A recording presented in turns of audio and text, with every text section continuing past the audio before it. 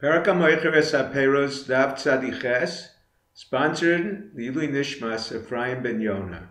We begin with the Mishnah. Mishnah discusses laws pertaining to the sale of wine. One who sells wine that sours is not liable unless his wine sours yearly. He must notify the buyer to drink it quickly, otherwise the buyer can void the sale. Rabbi Yosef Rabbi Akiva explains why the seller is not liable. The buyer stipulated he wants cooking wine that is used gradually. The seller is not liable only because he transferred the wine to the buyer's utensils, claiming the wine spoiled because his containers were of inferior quality. Rabbi Yossi was forced to explain the Mishnah this way because the Sefer states, but if it is known that his wine sours quickly, the buyer can void the sale. The seller cannot counterclaim he should have drunk it immediately before it soured because the buyer stipulated cooking wine. Rabbi Chia Bar Yosef disagrees. He holds even if wine remains in the seller's utensils, it spoils as a punishment to its owner. Therefore, even if the wine remained in the seller's utensils and the buyer purchased cooking wine, the seller is not liable. This particularly happens to those who are arrogant. They present themselves with qualities they do not possess. So too his wine presents qualities it also does not possess. The Gemara discusses two people who entered into an iska with wine that soured, who suffers the loss.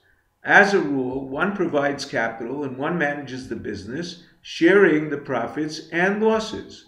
This case is unique. The seller bears all the loss because he instructed it to be sold gradually. As a result, a third or half spoiled. He cannot claim divine retribution against the storekeeper because he is his agent, not a joint owner. He also did nothing to cause the wine to spoil. However, if the storekeeper changed the location of the spigot or did not exert himself to sell larger quantities on the market day, then he bears the loss. The owner restricted him from selling except in Val Shofar, where wine is expensive. The owner was interested in a larger profit. In the interim, the price dropped. The owner bears all the loss. The Gemara brings two versions of the halacha where the wine soured instead of undergoing a price drop. Number one, they share the loss. Wine spoils as divine punishment for both of them. Number two, the owner bears the entire loss because the wine remained in his kelim. The Rashbam decided in favor of the first version. The next ruling of the Mishnah discussed is the Yashon, Mishel Eshtakad. The buyer purchases Yashon, he must provide wine from the previous year.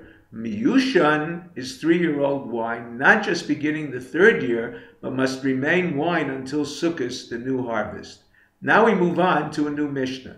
Mishnah discusses the law regarding land purchased for a specific purpose or one contracted to build for that purpose without specifying its dimensions. One purchased or contracted to build a wedding house for his son or a house for his widowed daughter. The Gemara explains the specific mention of a son's wedding house as opposed to a daughter's is to teach that a daughter returns home only as a widow.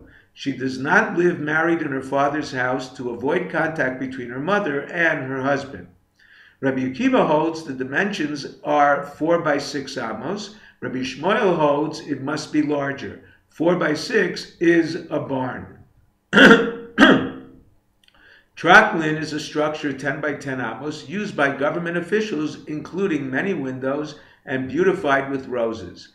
Kantir is a courtyard of a mansion whose dimensions are 12 by 12 amos. If you're enjoying Daf and 5, please click on the link below, subscribe, and become a sponsor. Thank you.